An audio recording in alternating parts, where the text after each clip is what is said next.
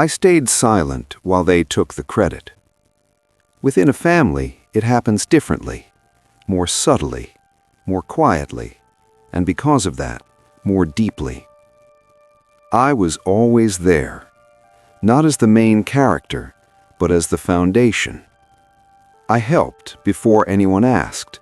I fixed things before they became problems. I held together the parts no one wanted to touch, and I believed that was my role. In families, I learned early that the ones who keep everything running don't need to be seen, they need to be strong. Meanwhile, the stories kept being told. Success always had a name, decisions always had a face, achievements always seemed individual, and I listened in silence.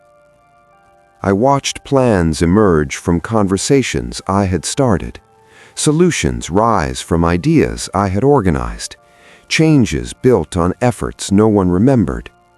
But I didn't correct the story.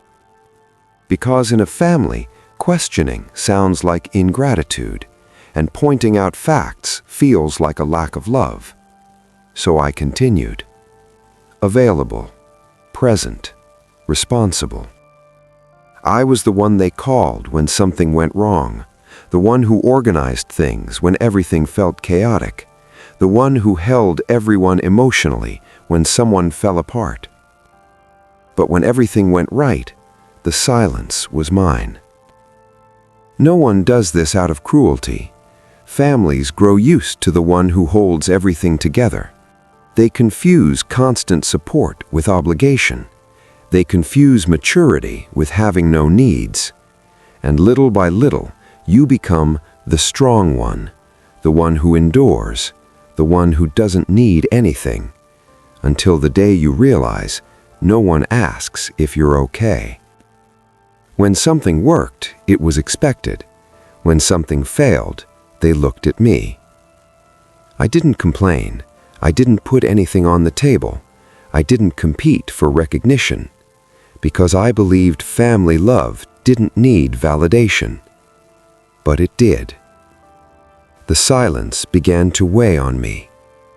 Not because I wanted applause, but because I wanted to be seen as a human. I realized I was holding together a dynamic that no longer saw me as a person, only as a function. And then clarity came, not through an argument, not through a rupture, but through a simple phrase said without intention, "You always handle it." That's when I understood everything. It wasn't a compliment, it was a label. I had become the invisible pillar, the one who couldn't fall, the one who couldn't get tired. And that comes at a high cost.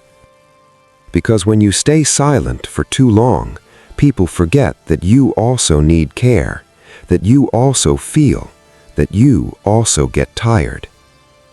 I didn't yell, I didn't confront anyone. I did something harder.